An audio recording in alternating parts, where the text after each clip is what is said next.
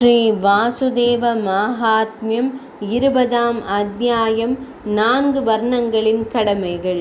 நாரத மாமுனிவர் கூறினார், பகவானே, தங்களால் அங்கீகரிக்கப்பட்ட ஏகாந்த தர்மத்தை எனக்கு விளக்குங்கள்.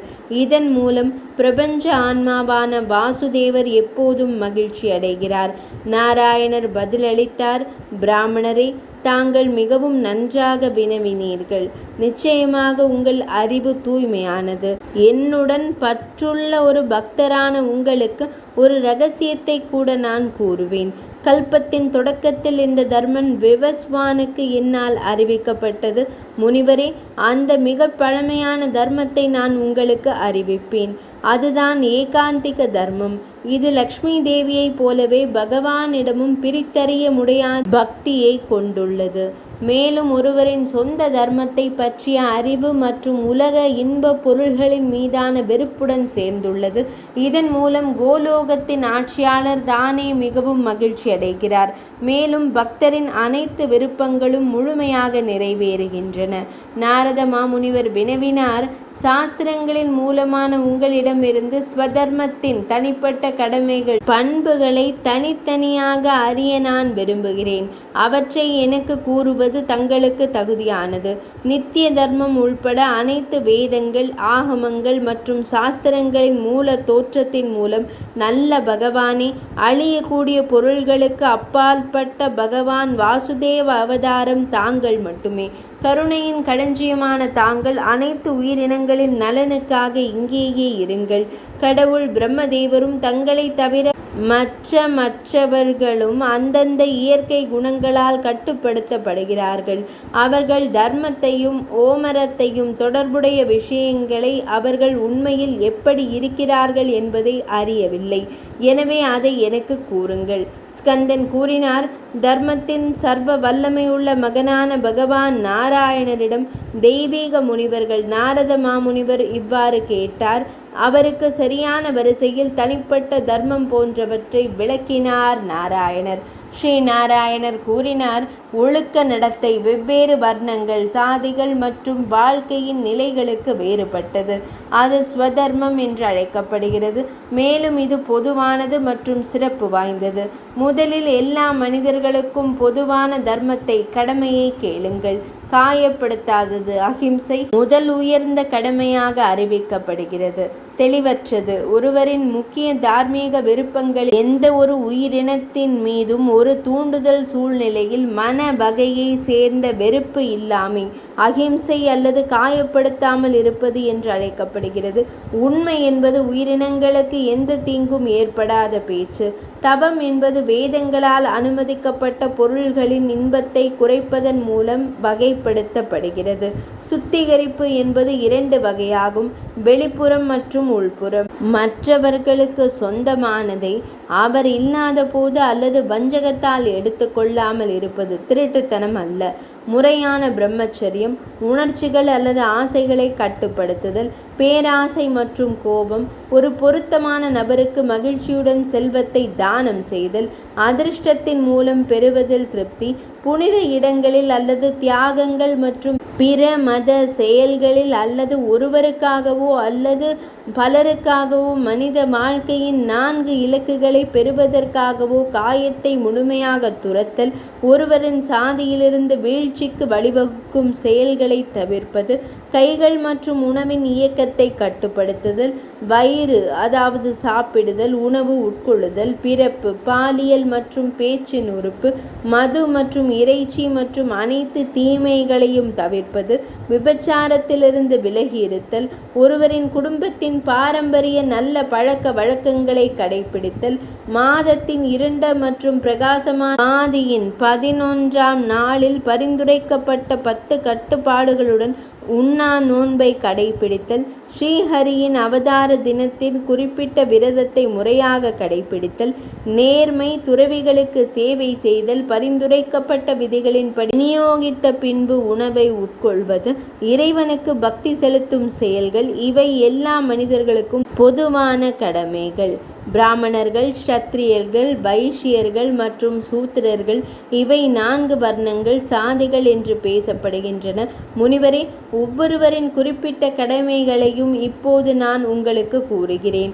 ஒரு பிராமணரின் இயல்பான கடமைகள் அமைதி, சுய கட்டுப்பாடு, மன்னிப்பு, தூய்மை, வேதங்களில் நம்பிக்கை, இறைவனிடம் பக்தி, தவம், பிரம்மத்தை பற்றிய அறிவு மற்றும் உலக அறிவு. பின்வருபவை க்ஷத்திரியர்களின் கடமைகளாக அறிவிக்கப்படுகின்றன. துணிச்சல், அதாவது துணிச்சலான செயல்களை செய்தல், தைரியம், தாராள மனப்பான்மை, வலிமை, கண்ணியம், அடைக்கலமாக இருக்க தகுதி, பசுக்கள், பிராமணர்கள் மற்றும் துறவிகளை பாதுகாத்தல், யாகங்களை செய்தல். ஒரு மன்னனின் கடமைகள் பின்வருமாறு: குடிமக்களை பாதுகாத்தல், பூமியில் தர்மத்தை நிலைநாட்டுதல் மற்றும் அதற்கு தகுதியானவர்களுக்கு தண்டனை வழங்குதல். ஒரு வைசியனின் கடமைகள் வேதங்களில் நம்பிக்கை, தான தர்மங்களை செய்தல், துறவிகளுக்கும் பிராமணர்களுக்கும் சேவை செய்தல், செல்வத்தை ஈட்டுவதில் திருப்தி அடையாமை மற்றும் விடாமுயற்சியுடன் கூடிய முயற்சிகள். சிறந்த முனிவரே, அறிவிக்கப்பட்டபடி சூத்திரனின் குறிப்பிட்ட கடமை இரு பிறவி சாதிகளான தேவர்கள் மற்றும் பசுக்களுக்கு எந்த மோசடி அல்லது வஞ்சனையும் இல்லாமல் உண்மையுள்ள சேவை. ஒரு பிராமணனுக்கு பரிந்துரைக்கப்பட்ட வாழ்வாதார வழிமுறைகள்: கற்பித்தல், யாகங்களை செய்தல், தூய ஒருவரிடமிருந்து பரிசை ஏற்றுக்கொள்வது. இவற்றில் கடைசியாக துன்பம் ஏற்படும் போது விதிக்கப்படுகிறது.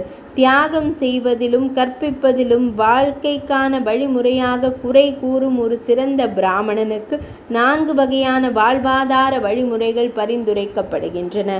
அவை: வணக்க காதுகளை சேகரிப்பது, நிலையான துறவரம், நிலையான இல்லறம் மற்றும் முறையான விவசாயம். சிறந்த பிராமணர்கள் இங்கு முந்தையது, அதாவது வாழ்வாதார முறை, அடுத்தடுத்ததை விட நல்வாழ்விற்கு உகந்தது என்பதை கவனத்தில் கொள்ள வேண்டும். அவசர நிலை ஏற்பட்டால் ஒரு பிராமணர் ஒரு வைசியரின் அல்லது ஒரு க்ஷத்திரியரின் வாழ்வாதார முறையை பின்பற்ற வேண்டும். ஆனால் ஒரு சண்டாளனின் முறையை பின்பற்றலாகாது. ஒரு க்ஷத்திரியர் தர்மத்தை பாதுகாத்து ஆயுதங்கள், இராணுவ தொழில் மூலம் தனது வாழ்க்கையை சம்பாதிக்க வேண்டும். அவசர நிலையில் அவர் ஒரு வைசியரின் வாழ்வாதார வழிமுறைகளை பின்பற்ற வேண்டும் அல்லது ஒரு பிராமணரின் வேடத்தில் நடமாட வேண்டும். ஒரு அரசரின் வாழ்க்கைக்கான வழிமுறை பிராமணர்களை தவிர பிற மூலங்களிலிருந்து வரி வசூலிப்பதாக அறிவிக்கப்படுகிறது. காலம் மற்றும் இடத்தின் தேவைகளுக்கு ஏற்ப அனைத்து குடிமக்களையும் திருப்திப்படுத்திய பிறகு அவசர நிலையிலும் கூட க்ஷத்திரியர்களுக்கும் பிராமணர்களுக்கும் தாழ்ந்த மனிதனின் சேவை முற்றிலும் தடை செய்யப்பட்டுள்ளது. ஏனெனில் அது ஒருவரின் பிரகாசத்தை குறைக்கிறது.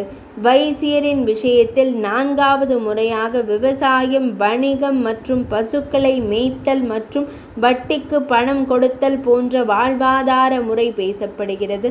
ஆனால் அவசர நிலையில் அவர் சூத்திர வாழ்வாதார முறையை பின்பற்றலாம். ஒரு சூத்திரன் இரு பிறவி சாதியினருக்கு செய்யும் சேவையின் மூலம் சம்பாதிக்கும் பணத்தில் தன்னை பராமரித்து கொள்ள வேண்டும். அவசர நிலையில் அவர் கைவினைஞர்களின் வாழ்வாதார முறையை பின்பற்ற வேண்டும். அவசர நிலையை தவிர்த்து அவர்கள் அனைவரும் விடுதலை பெற்ற பிறகு அவர்கள் தங்களுக்குரிய பரிகாரத்தை செய்து மீண்டும் தங்கள் முக்கிய தொழில்களை வாழ்வாதாரமாக மேற்கொள்ள வேண்டும். 4 சாதிகளை சேர்ந்த நபர்கள் தங்களை துறவிகளுடன் இணைத்து கொள்ள வேண்டும். கெட்டவர்களுடன் ஒருபோதும் இணைத்து கொள்ளலாகாது. நல்லவர்களுடன் இணைந்து கொள்வது விடுதலைக்கு வழிவகுக்கும். அதே நேரத்தில் தீயவர்களுடன் இணைந்து கொள்வது நரகத்திற்கு வழிவகுக்கும்.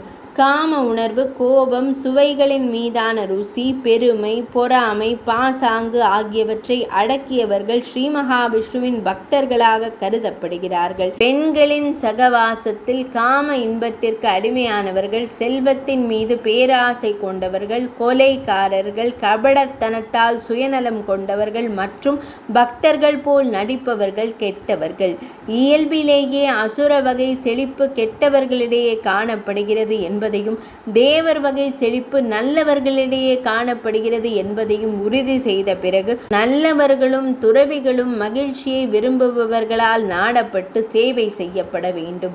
ஒரு நபரின் அறிவு, சாஸ்திரங்கள் மற்றும் அவர் தொடர்பு படுத்தும் நபர்களின் வகைக்கு ஏற்ப ஒரு வடிவத்தை எடுக்கிறது. எனவே கெட்டவர்களுடன் மற்றும் மத வெறி வேதங்கள் எந்த தொடர்பும் இருக்கலாகாது. துறவிகளுக்கு சேவை செய்ய விரும்புபவர்களுக்கு அவர்களின் சக்தியின் காரணமாக எந்த வகையான உயர்ந்த செல்வம் அல்லது சிறந்த சக்தி அல்லது தெய்வீக திறன்களும் கிடைக்காது. தங்கள் தர்மத்தில் நிலை பெற்றிருந்தாலும் துறவிகளுக்கு தீமை செய்யும் மனிதர்கள் எந்த செயலையும் செய்வதன் மூலம் எங்கும் மகிழ்ச்சியான நிலையையோ அல்லது பேரின்பத்தையோ அடைய மாட்டார்கள். கடவுளின் சிறந்த வழிபாட்டில் அர்ப்பணிப்புடன் இருக்கும் ஸ்ரீ மகாவிஷ்ணுவின் பக்தர்கள் துறவிகள் மீது வெறுப்பு கொண்டால் அவர் ஸ்ரீ மகாவிஷ்ணு அவர்களுக்கு ஒருபோதும் நன்மை செய்ய மாட்டார். துறவிகளை வெறுப்பவர்கள் எந்த இனத்தில் இறந்த பிறகு பிறந்தாலும் அவர்கள் வாழ்நாள் முழுவதும் இறப்பு வரை பசி மற்றும் நோயால் துன்புறுத்தப்படுவார்கள். நல்ல துறவி மக்களை அவமதிப்பதன் மூலம் அனைத்து மக்களின் தகுதிகள், காலம் மற்றும் செல்வம் கூட உடனடியாக அளிக்கப்படும். எனவே மகிழ்ச்சியை விரும்பும் அனைவரும் புனிதர்களுக்கு சேவை செய்ய வேண்டும். புனித இடங்களை பிராமணர்கள் நாட வேண்டும். பசுக்களை வணங்க வேண்டும். புனித இடங்களையும் கடவுள் சிலைகளையும் இழிவுபடுத்தும் தீய எண்ணம் கொண்டவர்கள் அயோக்கியர்கள் நிச்சயமாக அவர்களின் குடும்ப வம்சாவளியை அளிப்பார்கள். ஒரு பிராமணர் சிறந்த உணவு, தட்சிணை மற்றும் பிற பொருட்களை பெற்று திருப்தி அடைந்தால் முழு உலகமும் திருப்தி அடைகிறது. ஸ்ரீஹரியே அவரை பார்த்து மகிழ்ச்சி அடைகிறார். ஒரு பிராமணருக்கு தீங்கு ஏற்பட்டால் அது முழு உலகமும் துன்பப்படுவது போல இருக்கும். எனவே ஸ்ரீ மகாவிஷ்ணுவின் இந்த உலக வடிவங்களான பிராமணர்கள் தங்கள் திறனுக்கு ஏற்ப வணங்கப்பட்டு மதிக்கப்படுவார்கள். அனைத்து தேவர்கள் கூட பசுக்களின் மூட்டுக்களில் உடலில் வசிக்கிறார்கள். அனைத்து புனித இடங்களும் அவற்றில் உள்ளன. ஒரு பசுவை வணங்கும் போது அனைத்து தேவர்களும் வணங்கப்படுகிறார்கள். அனைத்து புனித திருத்தலங்களும் தரிசிக்கப்படுகின்றன. நாரத மாமுனிவரே, தவறு அல்லது அலட்சியத்தால் காயம் ஏற்பட்டால் அல்லது ஒரு பசுவிற்கு எங்கும் ஏற்பட்டால் அனைத்து தெய்வங்களும் காயமடைகின்றன மற்றும் புனித திருத்தலங்கள் சேதப்படுத்தப்படுகின்றன. எனவே 4 வர்ணங்களில் பிறந்தவர்கள் கட்டளைகளின்படி நடந்து கொள்ள வேண்டும் மற்றும் தடை செய்யப்பட்டதை தவிர்க்க வேண்டும். 4 வர்ணங்களுக்கு அப்பாற்பட்டவர்கள் திருட்டு, வன்முறை போன்ற அநியாயங்கள் இல்லாதிருந்தால் அவர்களின் குடும்ப தேவைகளுக்கு ஏற்ப அவர்களின் நடத்தை அவர்களின் நல்வாழ்விற்கு உகந்ததாக இருக்கும். இவ்வாறு வர்ணங்களின் கடமைகள் முனிவரே என்னால் சுருக்கமாக அறிவிக்கப்பட்டது. இப்போது வாழ்வின் 4 நிலைகளின் ஆசிரமங்களின் கடமைகளை நான் உங்களுக்கு கூறுகிறேன். 20ஆம் அத்தியாயம் நிறைவடைந்தது.